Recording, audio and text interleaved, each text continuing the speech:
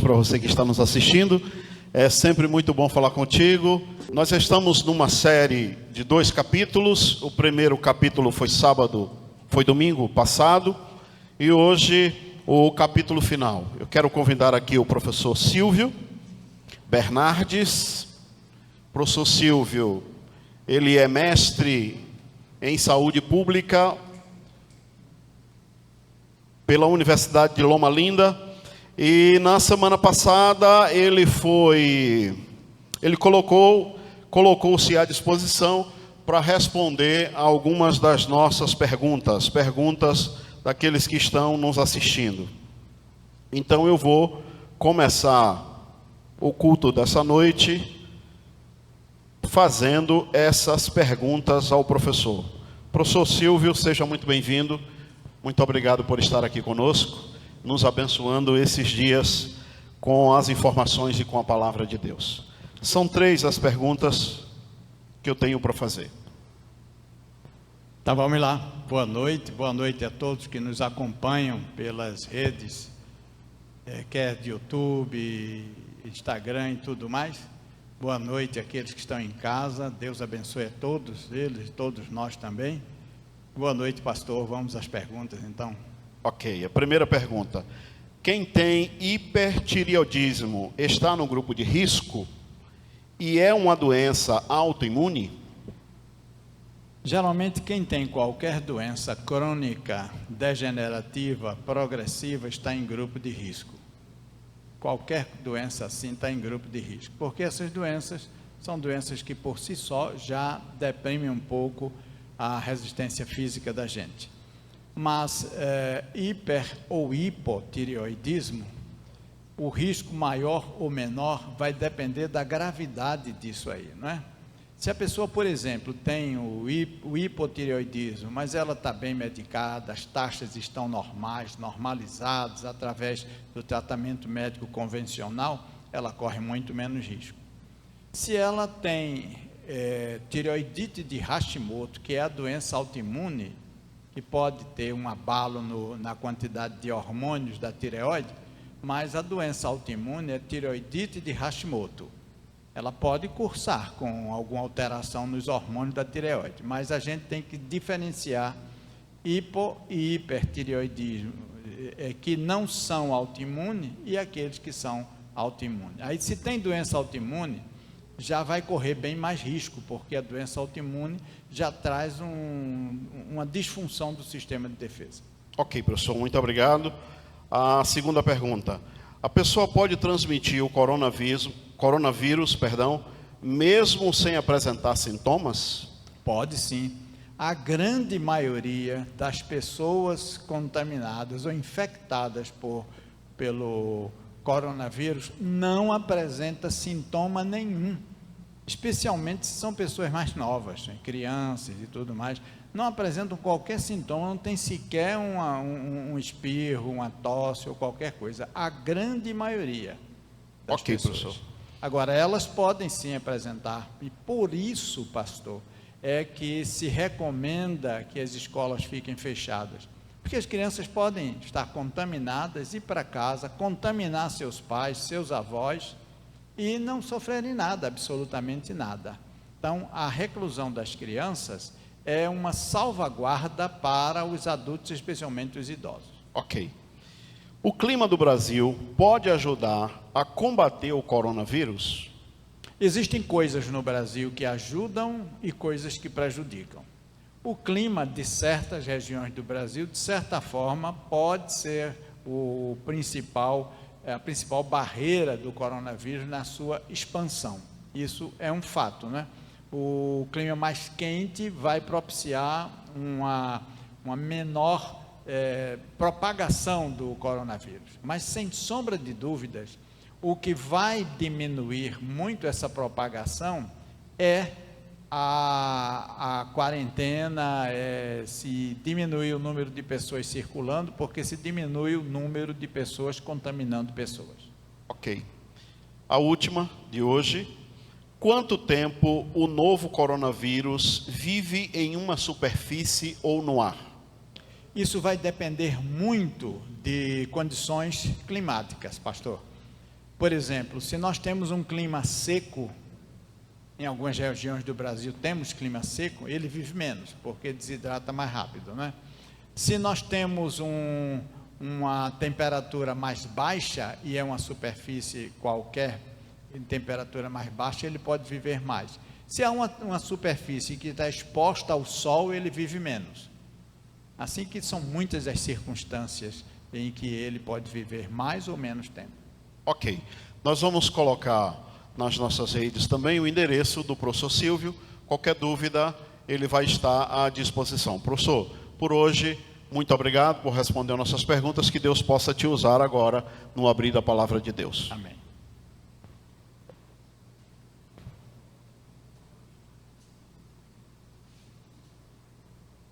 Meus queridos amigos, quero renovar a minha satisfação de estar com vocês. Um prazer muito grande estar aqui, embora as circunstâncias não sejam as melhores, mas é gostoso estarmos com vocês por aqui. E então, agora nós vamos abrir a palavra e vamos trabalhar com um estudo que a gente começou a semana passada, né, quando vimos Daniel e Covid-19, e agora nós estamos vendo nécios, prudentes e Covid-19. E estamos focalizando hoje o entendimento, é isso que nós estamos focalizando neste momento. Portanto, no dia de hoje, a gente vai dar uma passada mais rápida do que a semana passada ainda nos números, porque eles não são o principal da gente hoje, e nas medidas de proteção, para que então a gente vá para o tema principal, que é o tema da Covid-19, ligado a um novo entendimento. E por que a gente propõe o dia de hoje com um novo entendimento? É muito simples, é que o dia de hoje, essa circunstância que a gente está enfrentando, ela está trazendo para a gente algo de especial. Alguns já estão dizendo que o mundo não será mais o mesmo. Bom, no momento ele não consegue mais ser o mesmo, né? Nós estamos com um problema sério, enfrentando um problema sério, e isso tem mudado muita coisa nesse mundo. A prova é agora, vocês estão aí em casa, nós estamos aqui com um quadro bem enxuto na igreja, não é somente as pessoas que indispensavelmente trabalharão com a questão de técnica, não é, a logística daqui, não é? E nós vamos seguir em frente com o que nós temos para apresentar hoje para vocês. Porque hoje nós estamos focalizando o entendimento, a excelência do entendimento. Por quê? Porque quando mudam as circunstâncias, é preciso que a gente também mude as atitudes. E na semana passada, se vocês que acompanharam a gente a semana passada se lembram bem, na semana passada a gente colocou aqui uma frase bem interessante, ou seja, mude seu entendimento, mude sua cabeça e mudarão suas atitudes. Mude suas atitudes e mudarão os seus resultados. Não foi isso? Então, com base nisso aí, é que nós vamos agora dar ênfase especial no tópico entendimento. Para a gente dar essa ênfase no entendimento, eu vou chamar vocês para a Bíblia Sagrada. E nós vamos lá para Romanos. Paulo é o nosso alvo de hoje, não é? Então, quando Paulo escreveu aos Romanos, dentre outras coisas, ele colocou em Romanos capítulo 12 e verso 2, ele colocou o seguinte: e não vos conformeis com este mundo, mas transformai-vos pela renovação do vosso entendimento, para que experimenteis qual seja a boa, agradável e perfeita vontade de Deus. Muito bem, aqui nós temos muitas coisas que precisamos cuidar com elas, não é? Já está projetado aqui? Não. Daqui a pouco vem os slides. Então, enquanto isso, a gente segue por aqui, convidando vocês para refletirmos sobre esse texto. Note, ele diz: não vos conformeis com o mundo, mas transformai-vos pela renovação do vosso entendimento. O que a gente tem aqui? A gente tem aqui algumas coisas importantes, e o nosso momento de hoje é para a gente falar de coisas importantes, como, por exemplo, o que é o nécio, o que é o prudente, o que é entendimento, o que é sabedoria. São coisas que precisam estar envolvidas na mensagem de hoje, para que a gente saiba em que caminhos a gente vai andar nessa abordagem que a gente tem dentro do tema coronavírus e outras coisas.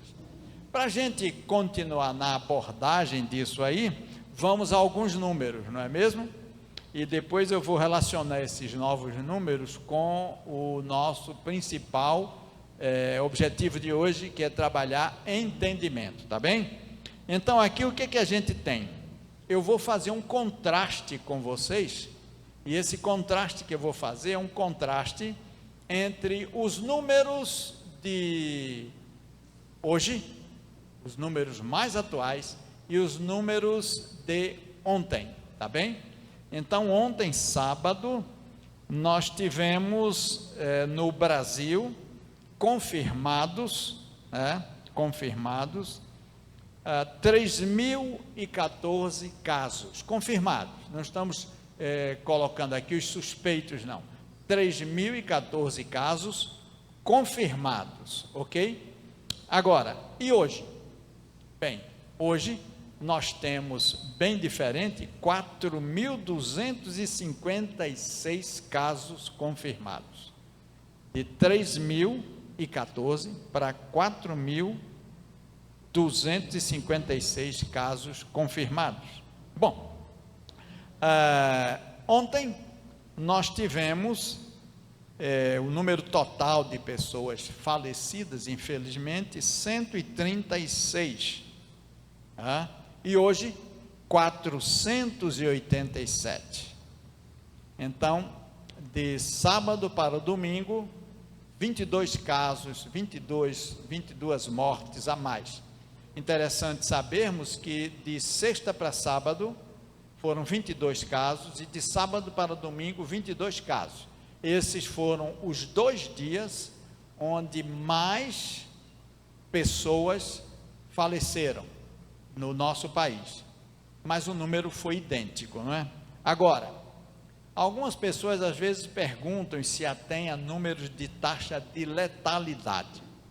A questão da taxa de letalidade é muito variável, portanto é melhor dizer essa taxa de letalidade em faixas etárias e até mesmo uma média, não é?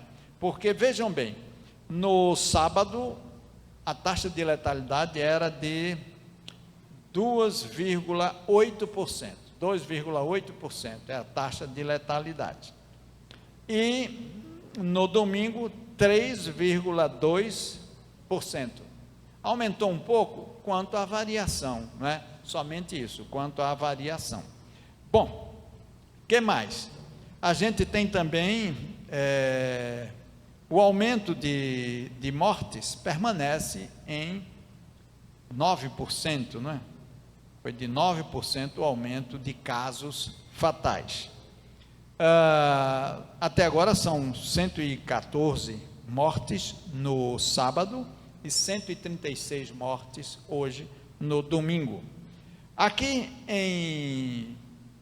na Bahia, nós tivemos, infelizmente, o primeiro caso fatal. Um cidadão que já estava fazendo hemodiálise, portanto, vê-se que a saúde dele já era debilitada, ele já fazia hemodiálise, né?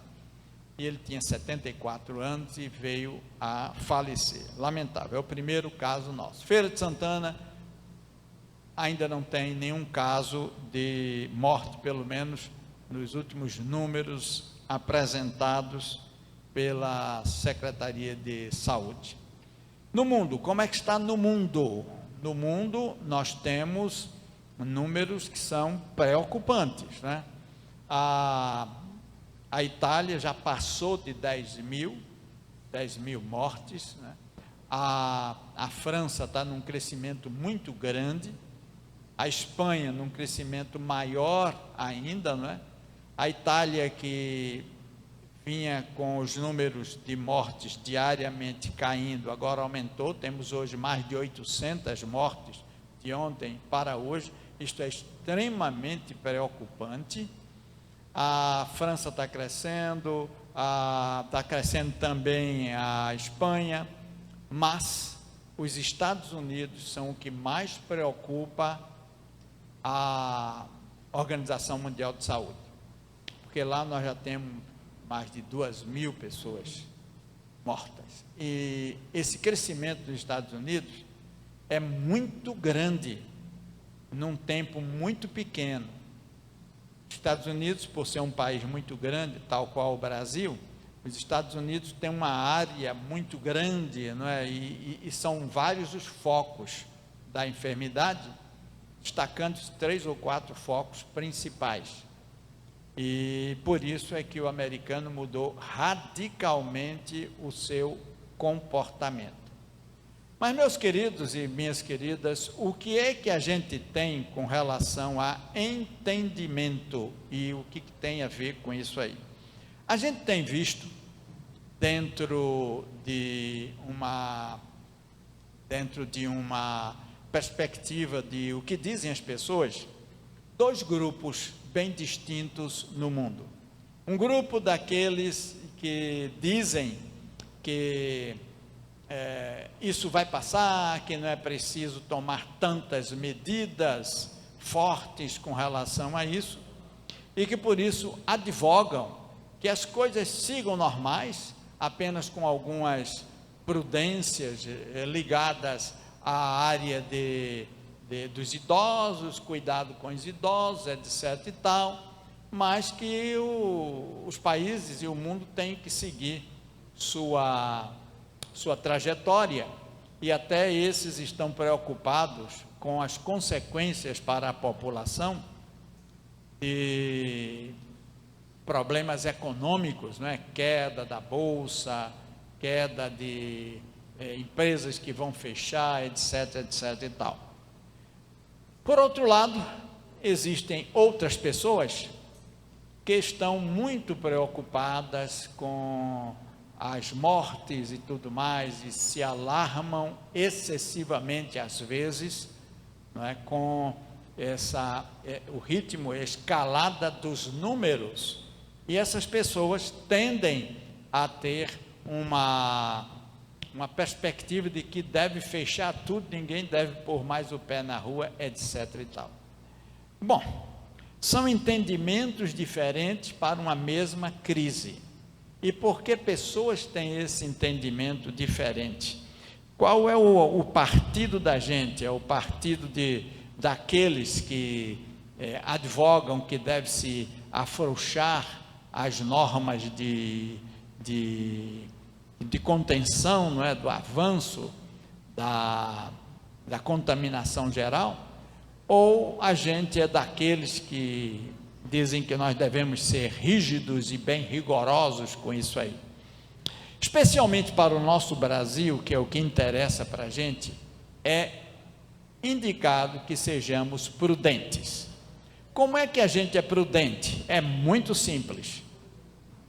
Nós precisamos conhecer o comportamento desse vírus no nosso país e na nossa população, porque conquanto nós tenhamos áreas mais difíceis dele se propagar, até pelo isolamento de certas cidades pequenas, nós temos também nas grandes capitais áreas de favelas, onde as pessoas vivem literalmente amontoadas em pequenas casas, com uma dificuldade enorme de isolamento e, por isso, uma dificuldade a mais e uma facilidade para a propagação desse vírus, não é?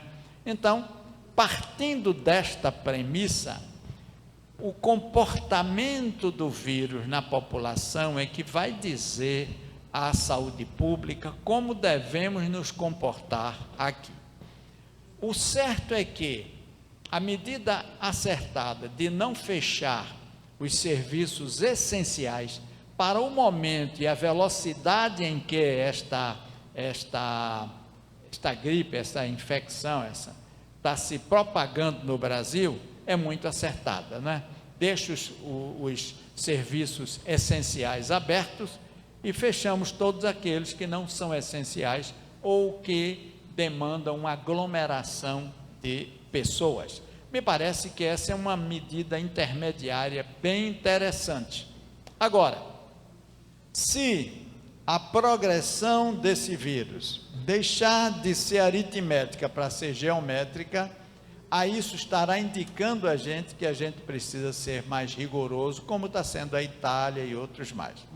Alguns adeptos de fechar completamente dizem, foi assim, foi porque a Itália não fechou completamente que está acontecendo isso nela. Não é bem assim. É verdade que eles não fecharam nada, a princípio, para depois terem que fechar completamente. Se eles tivessem feito uma reclusão, não é? Uma quarentena gradual, isso teria sido bem melhor para eles. Que outra coisa a gente pode enfatizar? A gente pode enfatizar o fato de que na Itália existe uma população idosa muito mais numerosa do que no nosso país.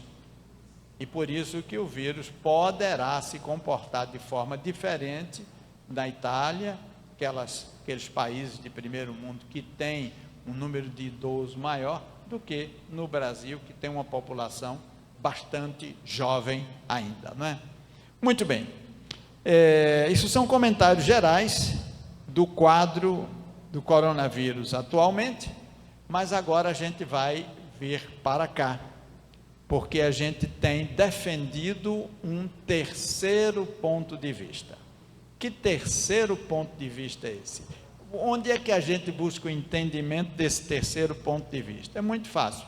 Nós estamos defendendo esse terceiro ponto de vista porque ele está na Bíblia Sagrada, a gente se respalda nela. Devemos tomar medidas de higiene? Sim, devemos. O afastamento, o distanciamento social? Sim, é claro. Lavar as mãos, manter a distância entre as pessoas, tudo aquilo que vocês estão cansados de saber, que a televisão tem enfatizado e que nós já dissemos no domingo passado, a gente continua apoiando veementemente. Agora, que outra coisa nós propusemos a vocês e que é realmente o nosso diferencial?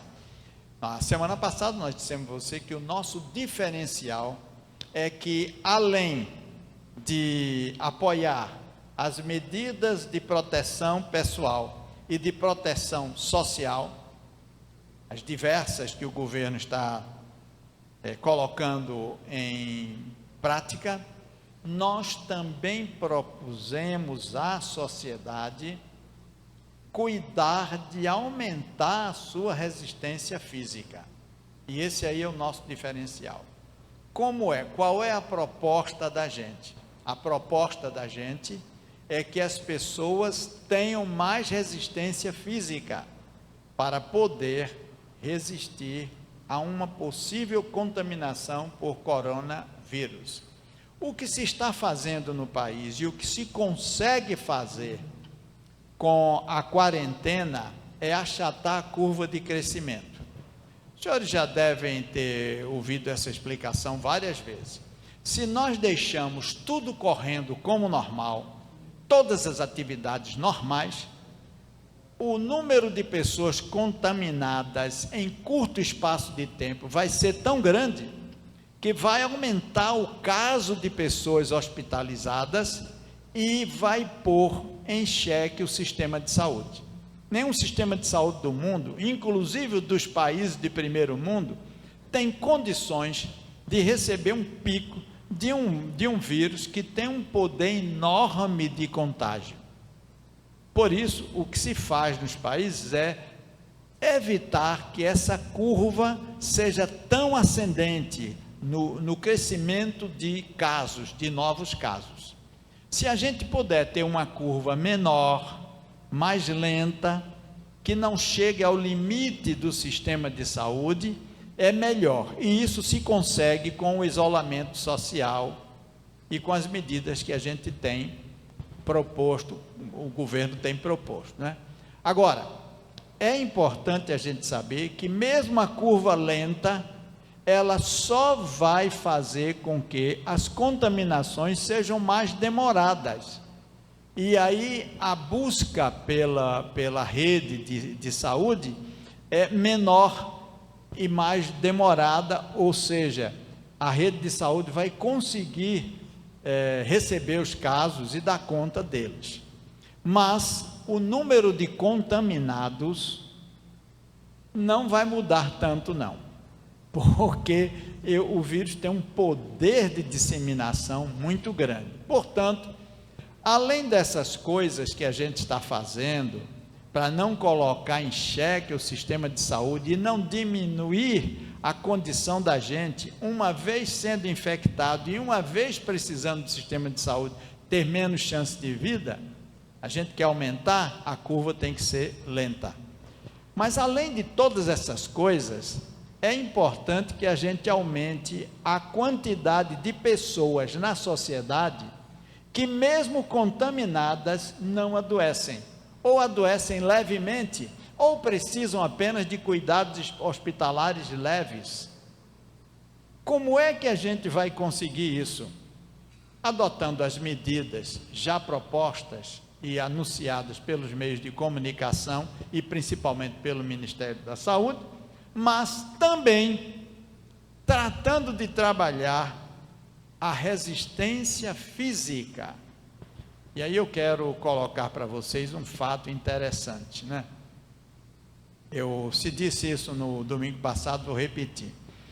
Eu saio e faço o meu exercício no pátio do edifício. Olho lá de cima, não tem ninguém lá embaixo, eu vou, e pelo menos no pátio do edifício eu faço meu exercício físico. E aí subindo, eu peguei o elevador, eu moro no 9º andar, né? Peguei o elevador e o porteiro veio e colocou lá dentro uma comida que alguém pediu usando o delivery. E o que era? Estava lá, e eu olhando para ela, uma pizza, pela caixa, a gente já sabe, né, o que é caixa de pizza, né, é inigualável, né? E um meio litro de refrigerante. E aí eu não aguentei. Quando chegou no 6º andar, que a senhora abriu a porta para pegar o jantar dela, eu tive que dizer para ela: querida, assim que a senhora tomar, primeiro pedi licença a ela, né? Ela, posso lhe dizer alguma coisa? Pode, pois não. Assim que a senhora tomar um copo desse refrigerante, o seu sistema de defesa terá diminuída a eficácia dele. É mesmo? Exatamente isso, senhora. Puxa, muito obrigado. Pegou as coisas dela e saiu.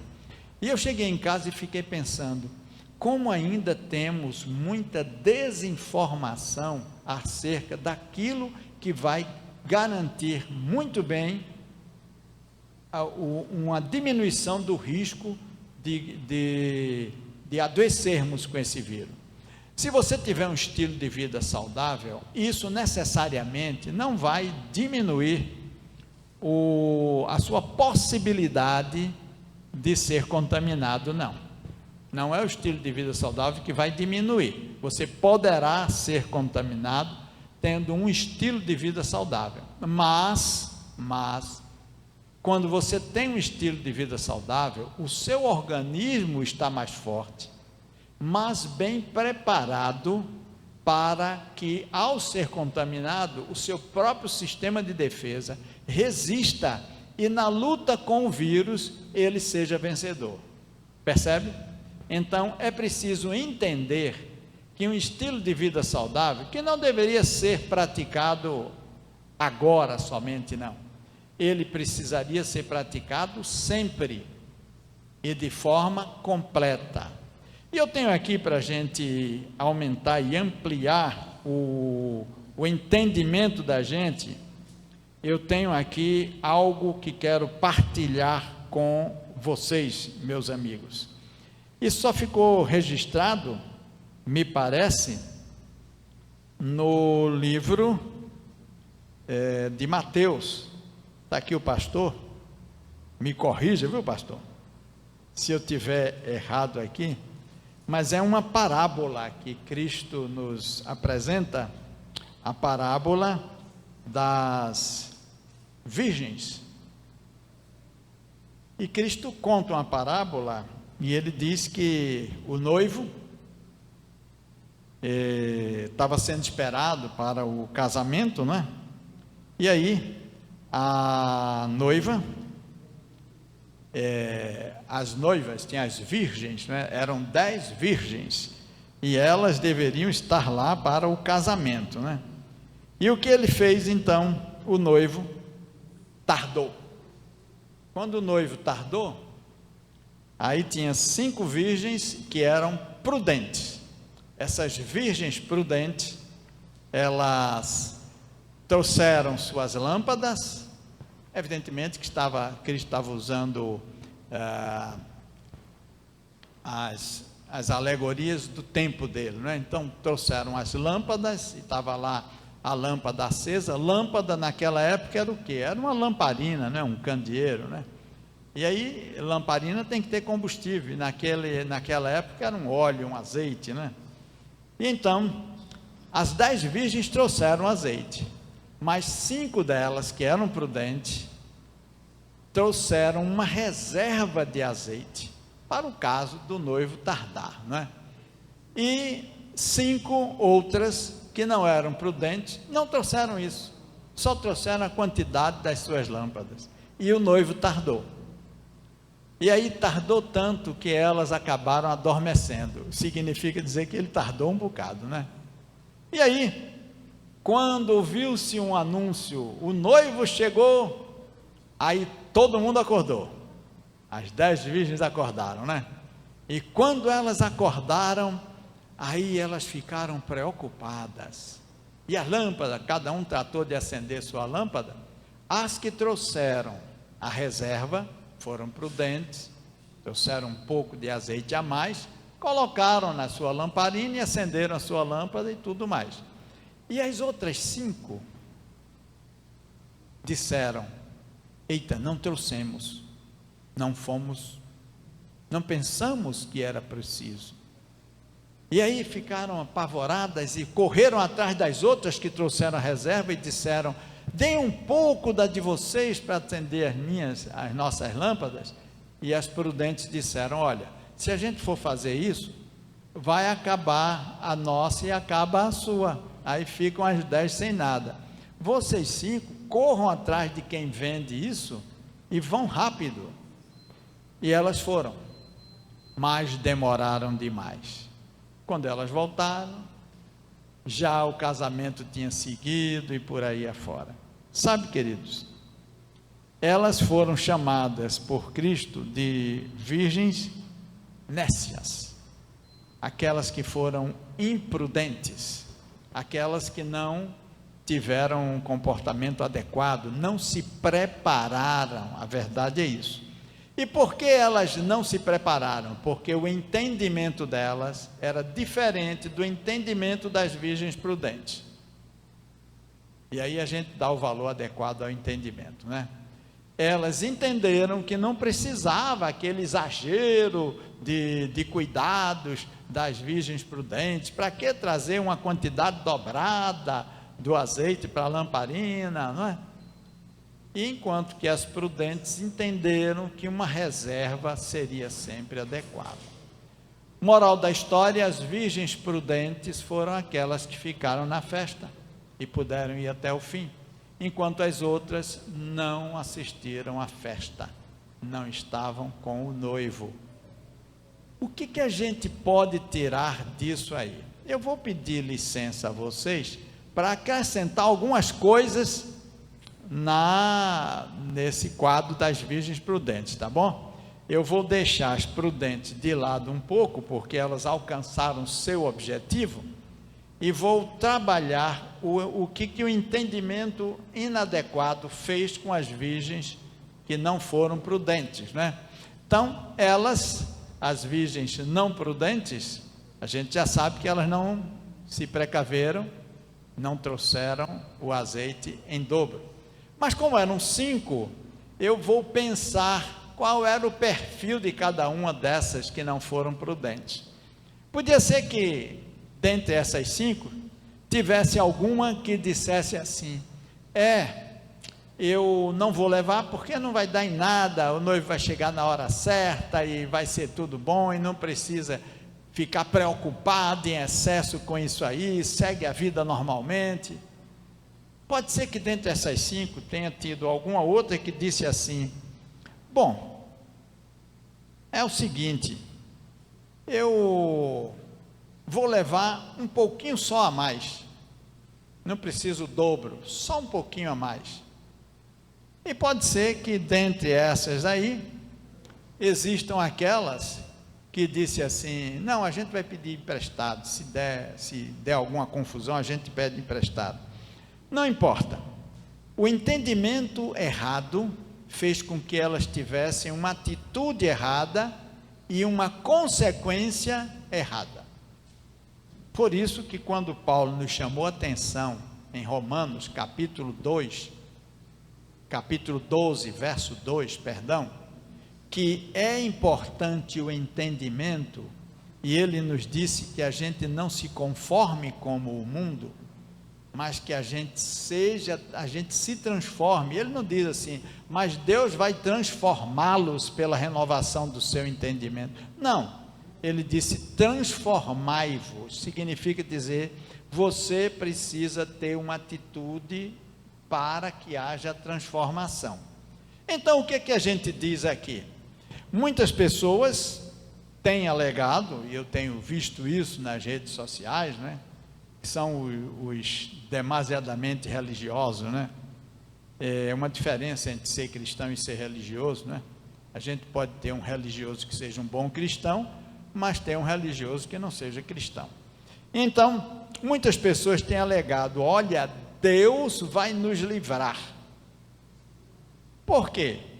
Se você for procurar na Bíblia versículos que mostram Deus livrando, você vai encontrar aos montes. Você vai encontrar muitos.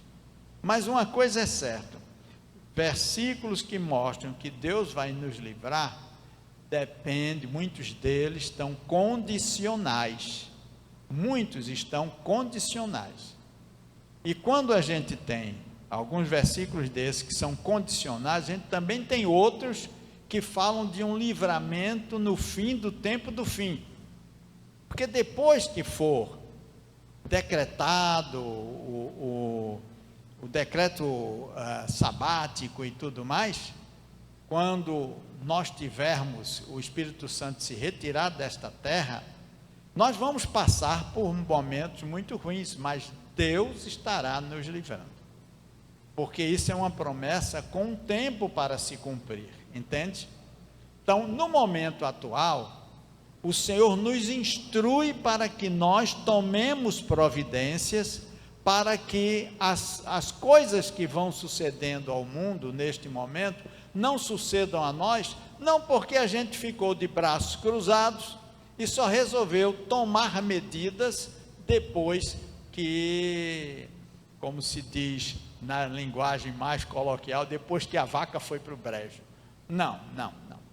No momento atual, prevalece a consciência de que Deus nos livrará, mas Ele atuará fazendo aquilo que a gente não puder fazer, porque Ele já deu todas as indicações, Ele já deu todas as instruções para a gente trabalhar, não foi? Então, o que o nosso corpo precisa para ser forte? Bem, a semana passada a gente falou em 8 remédios naturais. Hoje eu vou destacar apenas alguns desses remédios. E eu vou mostrar a você um trio muito importante. O corpo da gente pode viver sem oxigênio, poucos minutos e a gente morre. Portanto, é um elemento indispensável à saúde da gente e o perfeito comportamento do corpo da gente. O corpo da gente pode viver sem água? Não. Há alguns dias sem água e a gente já sucumbe, não é isso? E o corpo da gente pode viver sem alimento? A gente pode passar até mais tempo sem alimento, né?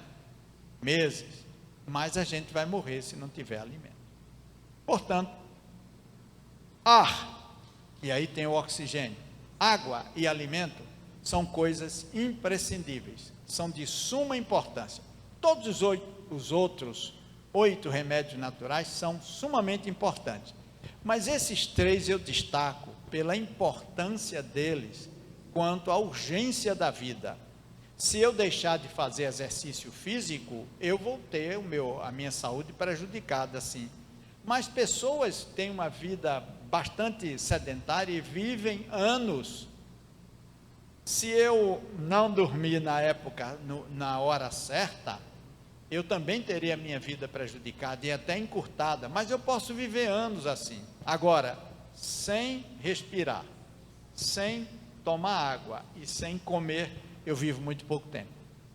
Por isso é que, quando eu compreendo as coisas, eu entrando na linha da Bíblia, e eu vou ver muito aqui nas Escrituras, que esse binômio, alimento e água, é muito importante para a gente.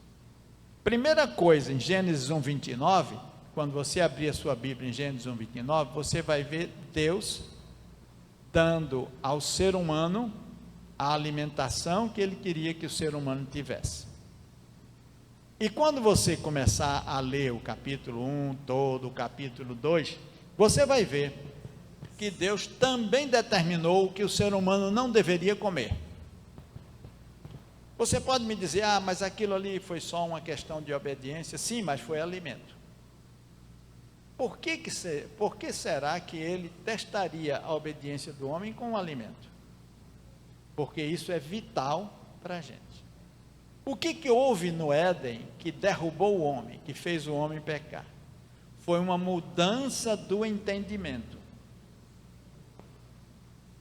O entendimento anterior, dado pela palavra de Deus, era: no dia em que tocares naquele fruto que eu te proibi, certamente morrerás. Qual foi o novo entendimento introduzido por outra palavra estranha que apareceu lá, que é a palavra de Satanás? O outro entendimento foi assim: certamente não morrerás, mas serás igual a Deus, conhecendo o bem e o mal. Percebe? Houve uma mudança de entendimento. Como houve uma mudança de entendimento, houve também uma mudança de atitude. E aí veio a consequência, porque é sempre nessa ordem, tá? Do jeito que você pensa, são as suas atitudes. As suas atitudes são de acordo com o seu modelo mental. E as consequências das suas atitudes também são consequências de pensar do jeito que se pensa. Então, quando eu apenas deixo para praticar exercícios físicos, para comer adequadamente, para tomar uma água de boa qualidade, na quantidade adequada, para respirar profundamente, ou para qualquer outro dos 8 remédios naturais. Quando eu deixo para fazer isso, sempre que o momento urge, aí eu passo a dar uma importância a isso, eu estou fazendo bem em fazer isso, mas como é tardiamente, eu não posso ter a proteção que teria se eu já viesse fazendo isso há muito tempo. Portanto, a preparação das virgens não podia ser imediata. As 5 virgens nécias saíram correndo, atrás exatamente de quem? atrás daqueles vendedores. Foi, mas não deu certo. Por quê? Por que não deu certo? É simples, porque elas foram fazer isso muito em cima da hora. Bom, e agora? Todo mundo que não adotou um programa de exercício físico está perdido? Não. Por que não? Porque, diferentemente da história das virgens nécias, o noivo ainda não chegou. O noivo ainda não voltou para buscar a sua noiva, que é a igreja. Portanto, ainda existe o tempo de misericórdia. E porque existe o tempo de misericórdia, Deus nos dá essas oportunidades, eu diria assim, essas provações, para que a gente analise, pense e tome uma providência. E você, meu amigo, você, minha amiga, está sendo convidado agora a tomar essa providência. Mas se eu posso lhe estimular, eu vou lhe contar dois casos que para mim são emblemáticos. Sabe, quando você é profissional de saúde, você está todo tempo, todo instante, você está se defrontando com casos os mais distintos possível, né? Agora, eu tenho dois casos aqui que são emblemáticos para conversar com você, tá bem? Um desses casos é o caso de uma pessoa que eu vou chamar de Maria. Não vou dizer o nome dela, porque eu não tenho autorização para isso, né? Mas Maria mora numa cidade de Pernambuco. Tem um bocado de cidade de Pernambuco, do interior de Pernambuco, começa com O, ou tem O bem forte, né? Cabrobó, Orobó, Bodocó. Os amigos de Pernambuco, que são pernambucanos como eu, que já passaram por lá, sabem dessas coisas. E dessa região aí, me chegou uma vez no consultório a dona Maria.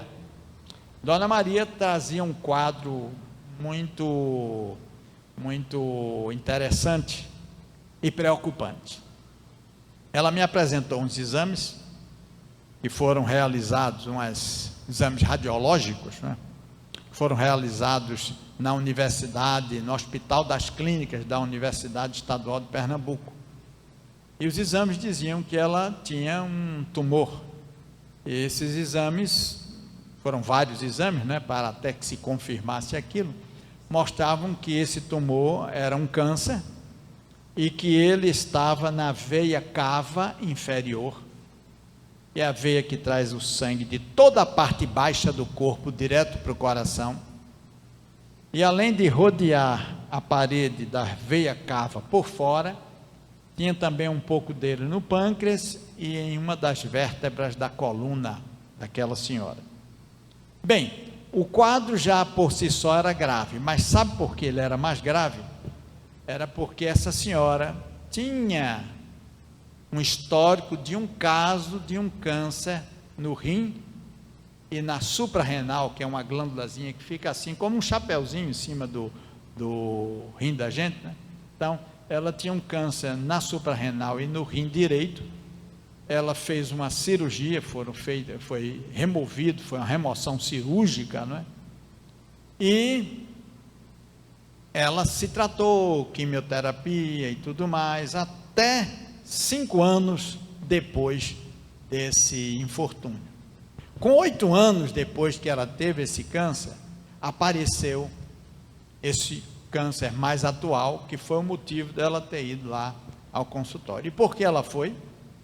Porque era uma coisa muito difícil, não se podia fazer uma cirurgia, porque é uma cirurgia de altíssimo risco, né? Operar um tumor na parede externa da veia cava inferior, era altíssimo risco, e ela tinha possibilidade sim de morrer.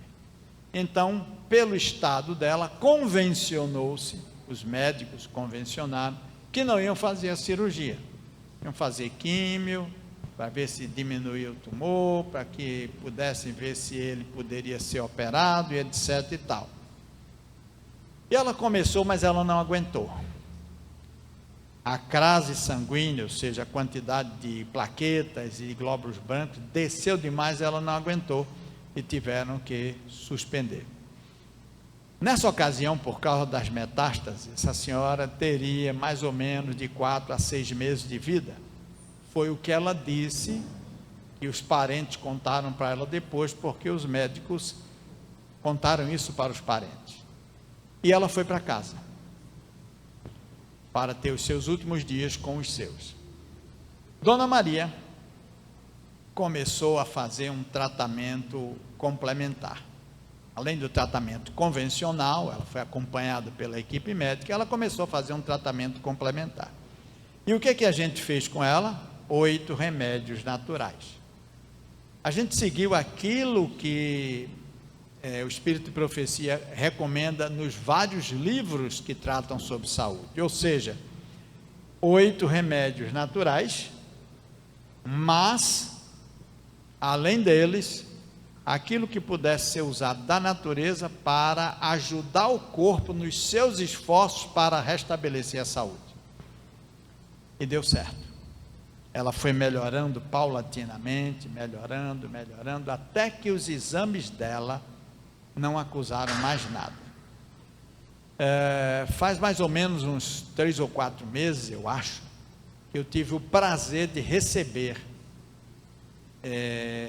em minha sala, lá em Petrolina, esta Dona Maria.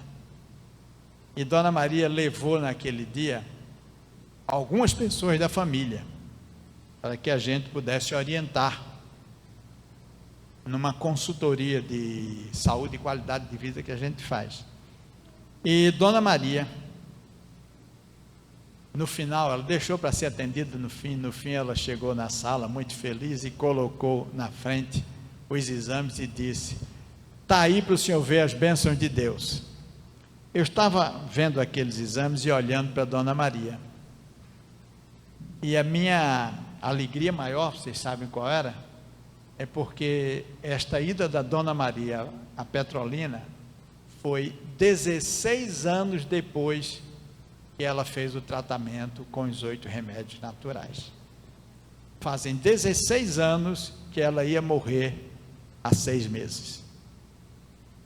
Para a honra e glória de Deus, ela não tinha nada, os exames estavam normais. Bom, Dona Maria, entre o primeiro e o segundo episódio de câncer, tinha um emprego, e o emprego dela era na lavoura do fumo. Ela queimava as folhas de fumo, quando se fazia a arrecadação de todas as folhas.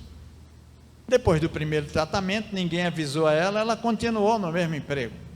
E evidentemente que as causas do primeiro câncer não haviam sido retiradas da vida da Dona Maria. Ela não havia tido a oportunidade de conhecer um programa de tratamento complementar que mudasse o destino da vida dela. E esse programa de tratamento complementar ela conheceu a Bíblia e conheceu os livros do Espírito de Profecia. Bom, o que aconteceu com esta senhora? Ela mudou o entendimento, passou a ter um estilo de vida saudável, mudou sua água, sua comida, adotou um programa de exercício físico, tratou de deixar aquele trabalho tóxico e ter um outro trabalho na lavoura dela mesma, ao ar livre. E então Dona Maria teve, como consequência das suas novas atitudes, ela teve esse resultado que eu estou passando para vocês. Mas eu vou falar do Manuel para vocês. Também eu estou trocando o nome dele. Manuel morava, e aí vocês já sabem o desfecho, né? Em Catu, uma cidade aqui perto de Feira de Santana, aqui na Bahia. Manuel era diabético e hipertenso.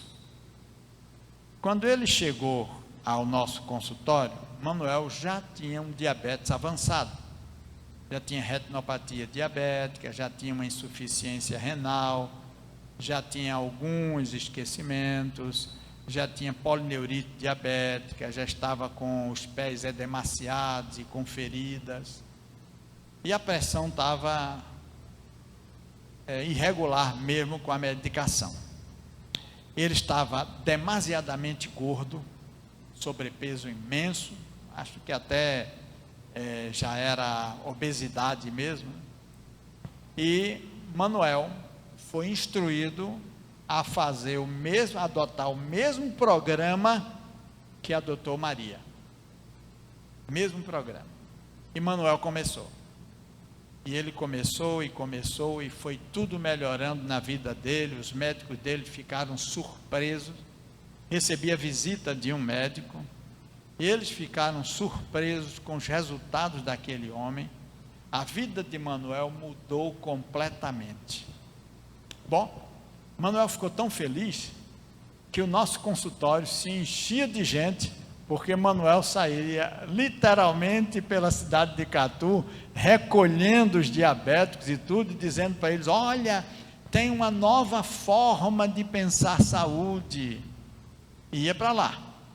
E a gente recomendava o estilo de vida saudável a todos eles. E Manuel era o benfeitor de lá. Depois de um certo tempo, Manuel foi desaparecendo e desapareceu. Já fazia mais de um ano que Manuel não usava mais medicamentos, e os próprios médicos dele tiraram os medicamentos, né? A gente não mexe nisso, porque médico passa remédio, médico tira remédio, né? A gente não, né? A gente faz um tratamento complementar, não substitutivo. E então o que é que aconteceu?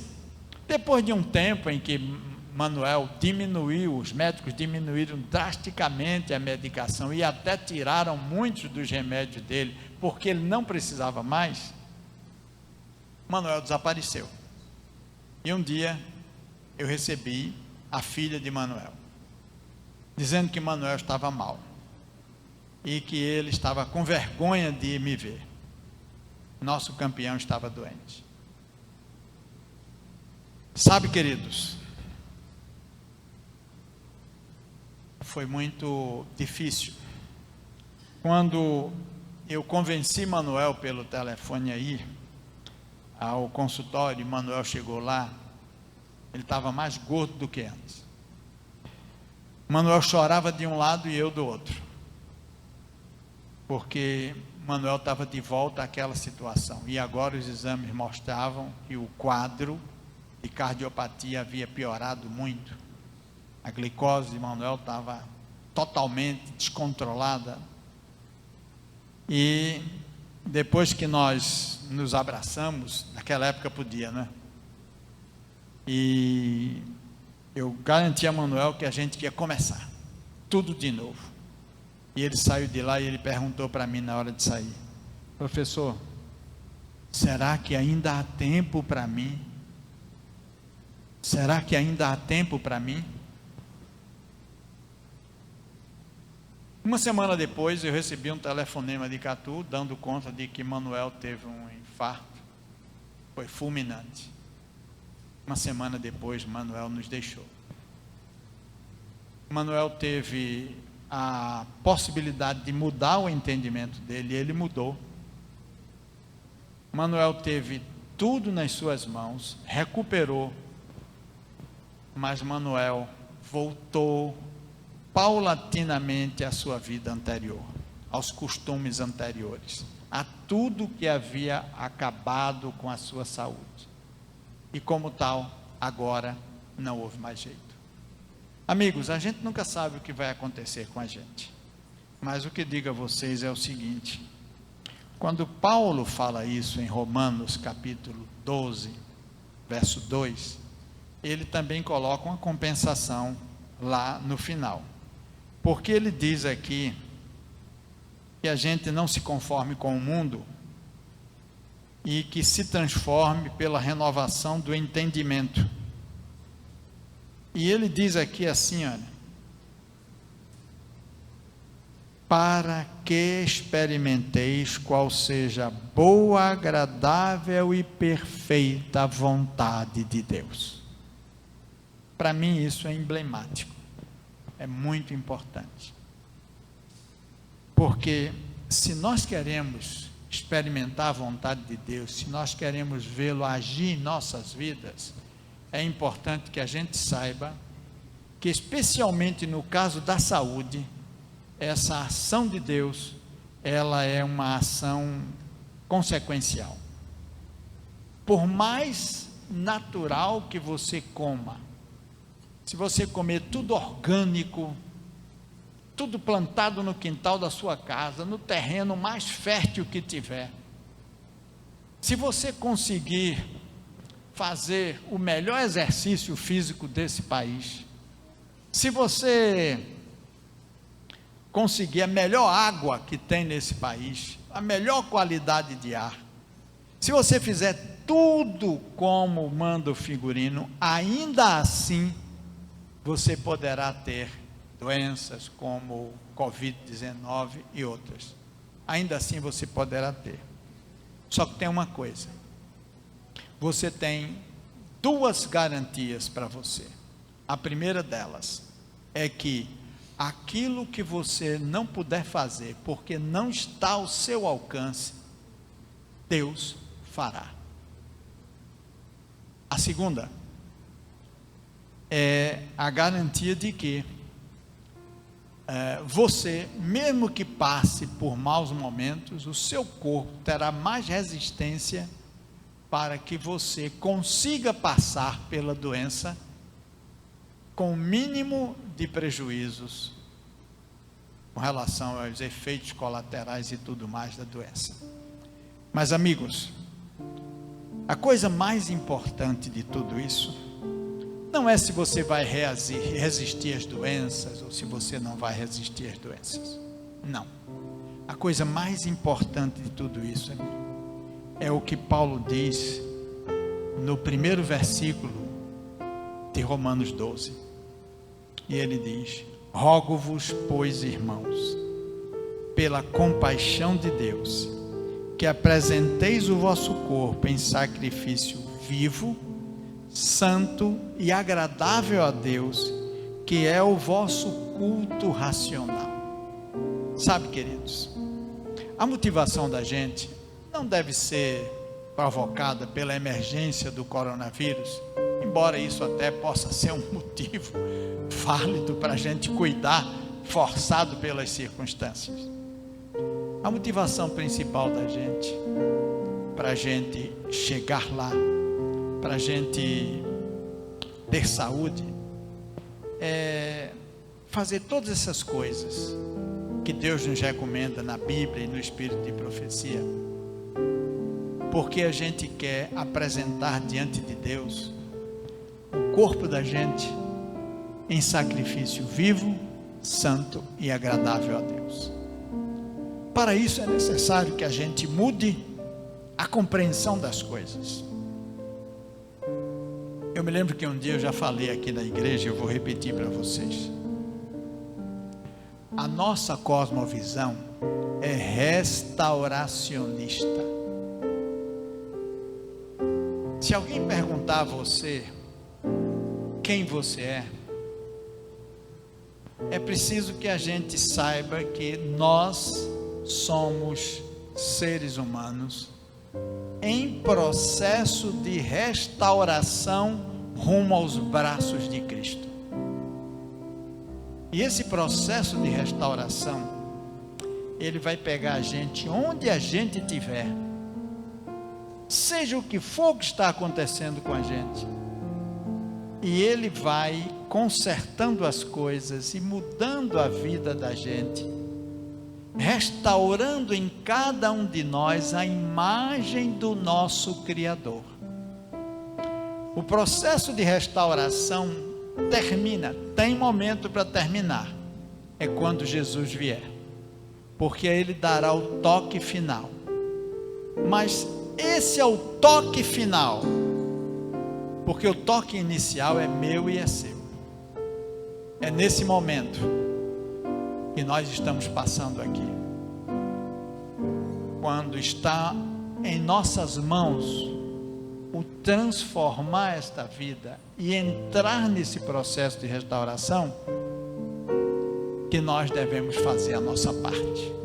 Sim, não é assim, eu vou te transformar, é transformai-vos. Agora, para a gente se transformar, o Senhor nosso Deus nos deu as ferramentas. E as ferramentas são os 8 remédios naturais. Para que eles sejam colocados em prática, o Senhor Deus também nos deu a estratégia. E a estratégia é a confiança no inabalável poder de Deus. É confiante em Deus que eu entendo o que é que eu sou aqui. Eu sou um templo do Espírito Santo, santuário do Espírito Santo, e estou aqui em um processo de restauração rumo a me tornar semelhante a Adão antes do pecado, Adão e Eva. Isso é o que eu sou. Maria Zeine compreendeu muito bem isso, e como Maria compreendeu isso, ela hoje está viva e feliz da vida, em processo de restauração ainda. Manuel não compreendeu isso, e como Manuel não compreendeu, a gente já sabe o desfecho da vida dele. A minha e a sua vida estão nas mãos de Deus, nas mãos de Cristo, porque Ele é o nosso Salvador. Mas todas as promessas dele, Ele pode cumprir. Ele tem poder para cumprir. Se a sua vida vai ser tão feliz quanto a de Maria, ou vai ser tão triste quanto a de Manuel, não é ele que decide, embora ele tenha até poder para isso. Mas o que ele quer é que a gente tenha vida e vida em abundância. Entenda isso, porque é desse entendimento que a gente vai marchar para uma experiência incrível com Deus. Coloque os 8 remédios naturais na sua vida. Confie em Deus. O que você não puder fazer, Ele vai lhe ajudar. E aí você daqui a um tempo vai ver quanta vida vai brotar do seu corpo, seja como ele estiver. Deus fará novas todas as coisas. Que Ele abençoe você, que Ele lhe dê paz, tranquilidade, e que você use a confiança no poder dele, para não se impressionar com as notícias, mas para ser prudente, tomando as devidas providências. Vamos orar?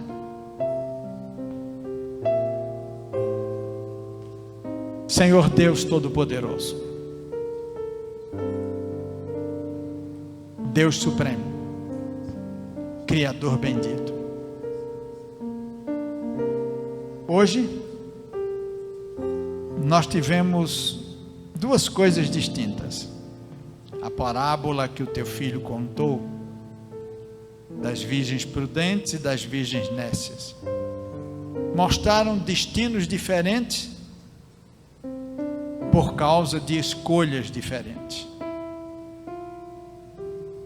A vida de Maria e a vida de Manuel também mostraram destinos diferentes por causa de escolhas diferentes. E nós hoje temos a oportunidade de renovar nosso entendimento do drama do pecado nesta terra. Porque, Pai, as preocupações com o coronavírus são terrenas, mas o maior drama é transcendente. É a luta que teu filho trava contra as potestades e as hostes da maldade. Pai, queremos te dizer que nós precisamos do teu perdão, que há muitos filhos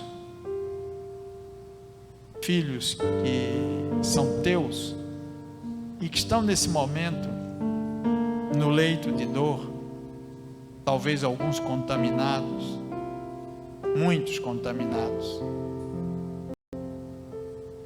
Mas, Pai, nós te agradecemos pelo privilégio de termos à nossa disposição a Tua Palavra e os escritos do Espírito de Profecia.